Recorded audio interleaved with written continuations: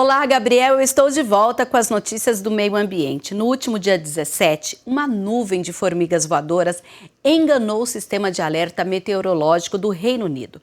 Os radares do Met Office, Serviço Nacional de Meteorologia, identificaram uma massa parecida com a formação de chuva em duas cidades na Inglaterra. Inicialmente, eles pensaram que a imagem formada no radar mostrava parte do território coberto por nuvens de chuva que se moviam, o que não é incomum para o clima britânico, mesmo agora no verão. Mas logo perceberam que a mancha azul dos radares era, na verdade, um enxame de insetos voando pelo céu do Reino Unido. Segundo a agência Reuters, moradores de diversas localidades do país relataram avistar formigas voadoras em diversos pontos da ilha, mas nem todos foram captados pelo sistema. Não foi relatado nenhum dano provocado também pelo exército de formigas voadoras. E a nuvem de gafanhotos que desde junho circula pela área do território argentino, próxima à fronteira do Rio Grande do Sul, teria chegado nesta quarta-feira, dia 22, a 17 quilômetros da fronteira com o Uruguai. São 3 nuvens identificadas no continente. Argentinos sofrem com a presença de 2 ondas de insetos, sendo que uma delas está a pouco mais de 110 quilômetros do Rio Grande do Sul. Outra nuvem está no Paraguai. Segundo o Senasa, Serviço Nacional de Sanidade argentino, e também que vê aí a qualidade agroalimentar, essa segunda nuvem teria cerca de 20 quilômetros quadrados. No Brasil, no fim do mês passado, o Ministério da Agricultura declarou estado de emergência fitossanitária no Rio Grande do Sul e também em Santa Catarina. Estados que podem ser atingidos pelos insetos. Essa medida, que tem duração de 1 ano, permite a contratação de pessoal por tempo determinado e autoriza a importação temporariamente de defensivos agrícolas para combater os gafanhotos. O plano de combate aos insetos pode até contar, caso necessário, com cerca de 400 aviões para aplicar o agrotóxico contra a nuvem.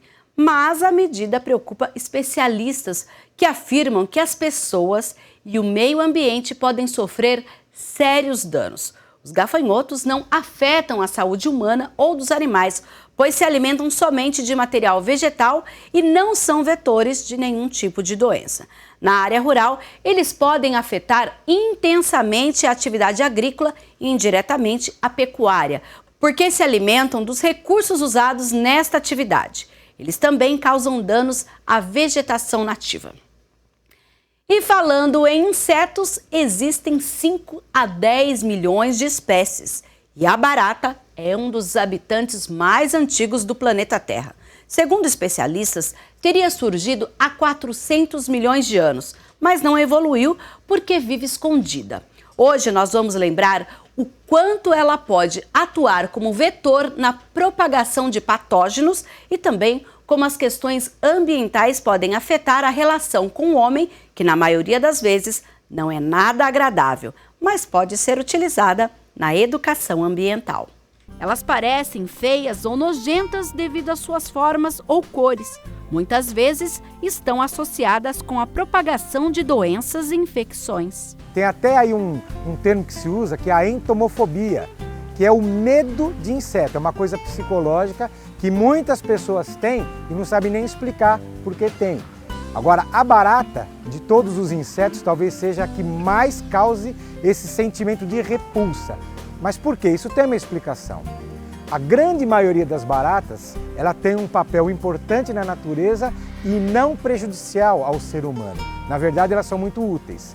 Existem cerca de 3.500 espécies de baratas no mundo e menos de 1% dessas são aquelas que a gente chama de sinantrópicas, ou seja, as baratas que acabam convivendo com o ser humano nas habitações, nas edificações humanas, naquilo que o ser humano constrói e altera no ambiente. Então, esse 1% ou menos, que dá aí no máximo umas 30 espécies de baratas no mundo, é que causa problema. Nós dizemos que as baratas são vetores mecânicos. Significa que ela é como se fosse um meio de transporte mecânico. Então, vírus, bactérias, protozoários e até ovos de vermes podem ficar aderidos no corpo da barata. A barata, ela tem um corpo, ela tem um exoesqueleto, um esqueleto externo, ela tem 3 pares de patas, 6 patas, 2 pares de antenas, asas. Ela tem uma série de estruturas que possuem o que os entomologistas chamam de cerdas, como se fossem pelos. Então são centenas, milhares de pequenos pelos que ela tem no corpo. E cada uma dessas estruturas pode aderir esses agentes de doenças e ela vai carrear isso mecanicamente. Se você pensar que as baratas de importância para a saúde são essas sinantrópicas, que vivem nas habitações humanas, que vivem na rede de esgoto, que vivem em locais onde tem a presença de lixo, entulho e toda sorte de materiais acumulados, essas baratas estão em contato direto, por exemplo, com o esgoto. E aí, todo esse tipo de micro-organismo que vai fazer parte desse esgoto, desse resíduo, vai aderir no corpo dessa barata. Essa barata, essas espécies de baratas, elas frequentam os ambientes, por exemplo, restaurantes, hospitais ou mesmo a nossa casa. Então, mecanicamente, ela carrega isso. Então, uma série de doenças já foram detectadas. Por exemplo, toxoplasmose, a giardíase ou giardiose, o vírus da poliomielite, da paralisia infantil, alguns tipos de herpes vírus, a bactéria que causa cólera. Cólera, em especial, é uma doença cuja bactéria está presente nas fezes humanas. Então, se há uma epidemia ou um surto de cólera, aquelas fezes vão contaminar, por exemplo, a rede de esgoto. Então, essas bactérias podem ficar aderidas no corpo da barata e serem transmitidas. O ser humano, por sua vez, deu as condições para que elas se reproduzissem no ambiente urbano. Ao longo aí de milhares de anos de convivência com o homem, as baratas e também outros animais, a gente pode pensar em roedores, em pombos, em uma série de animais que acabam convivendo com o homem porque o homem dá condições para ele. Isso é a sinantropia. Então o homem oferece abrigo, o homem oferece alimento, o homem oferece água e quanto mais o homem altera esse ambiente com as suas construções, depois isso vai ficando com problemas de manutenção, então nós temos prédios velhos, casas abandonadas, o esgoto a céu aberto, os bueiros que não recebem atenção, as frestas, as rachaduras, etc. Tudo isso vai ajudando, principalmente as baratas, que são animais rasteiros, embora elas voem, são animais rasteiros e que aproveitam qualquer tipo de fresta. Mas há quem admira as baratas e as utilizam para a alimentação de outros animais e para a educação ambiental e até mesmo para a terapia. Eu sempre tive animais não convencionais e alguns desses animais eles se alimentam de inseto, às vezes exclusivamente, às vezes de forma parcial. Mas foi para alimentar esses animais que eu tinha e logo depois eu comecei a trabalhar com esses bichos no intuito de educação ambiental e terapia assistida por animais. Tenho projeto nas APAES da região e também eu vou até as escolas. Então, nas escolas é educativo, mostrar para as crianças a importância que aquele bicho tem no meio ambiente, que não é de todo mal e sempre bem conscientizado, né? A criança não vai aprender a pegar uma barata na mão, fazer carinho, mas respeitar o bicho e entender que ele tem sua importância. Essas aqui elas são criadas em cativeiro para esse fim, tá?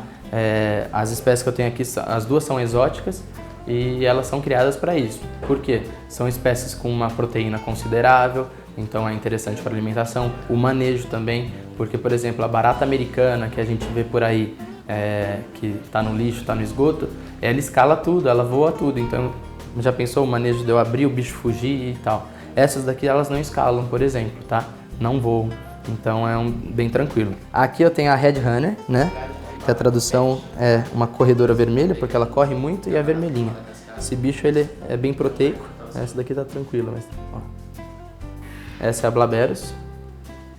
Quando adulta ela tem asa, quando ela é filhote ela não tem asa. Mas essa asa ela não consegue voar, ela só usa para aterrissar, tá? Plainar um pouquinho. Deixa eu pegar um jovem. Aqui um jovem. O jovem ele ainda não tem asa, tá? Então eu uso tanto na alimentação animal quanto para fins terapêuticos. Eu não quero que as pessoas achem as baratas fofinhas e que, legal, tem uma barata na minha casa. É um convívio que não é interessante, tá? As baratas que a gente tem silvestres, as que a gente tem soltas por aí. O que eu quero é mostrar na educação ambiental o porquê que elas chegaram lá. Então, o lixo que eu produzo, o lixo que eu descarto no lugar inadequado, vai ser alimento para esses bichos, vai atrair esses bichos, que servem de comida para outros. E aí vai ter escorpião na minha casa porque tem barata. Então, é esse lado educativo. Quer saber mais sobre os insetos e a relação com o meio ambiente e a educação ambiental? Confira o programa completo que está disponível no canal da TV Câmara Campinas no YouTube, na playlist do programa Meu Ambiente. Hoje eu fico por aqui e semana que vem tem mais Giro Ambiental.